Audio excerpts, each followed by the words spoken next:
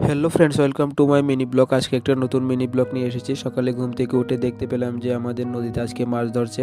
তো আমি আগে জানতাম না যে এখানে আজকে মাছ ধরবে। তো সকালে ঘুম থেকে উঠে প্রথমে চলে গেলাম যে নদীর পাড়ে কি মাছ ধরছে সেটা দেখতে। তো এখানে আমি যেতে যেতে দেখতে পেলাম যে অনেক মাছে পেয়ে গেছে ওই সময়। অনেকে এখনও মেশিন বসাচ্ছে, কোনো দিক দিয়ে কোনো দিক দিয়ে মাছ ধরা টোটালি হয়ে গেছে। তো আমি তো এটা মাছ ধরা দেখে পেলাম। তো এবার আর বেশিক্ষণ দেরি না করে বেরিয়ে পড়লাম একটু ঘুরতে। তো ঘুরতে তো যাবো, কিন্তু প্ল্যান করেছি আজকে প্রথমে যাব মনির বাড়িতে। তো মনির বাড়িতে দেখছি মনির বাড়িতে আজকে ছাদ ঢালাই দেবে মনে হয়, কিন্তু না, দেখতে পেলাম যে ছাদ ঢালাই দেবে না। তো এই মনির বাড়ি থেকে বেরিয়ে পড়েছি। বেরিয়ে দেখতে পেলাম যে কয়েকজন পুলিশের সাথে দেখা হলো। পুলিশে একজন আমাকে জিজ্ঞেস করছিল কী করছি, ব্লগ করছি। উনি তো আমাকে যেভাবে তাকালো,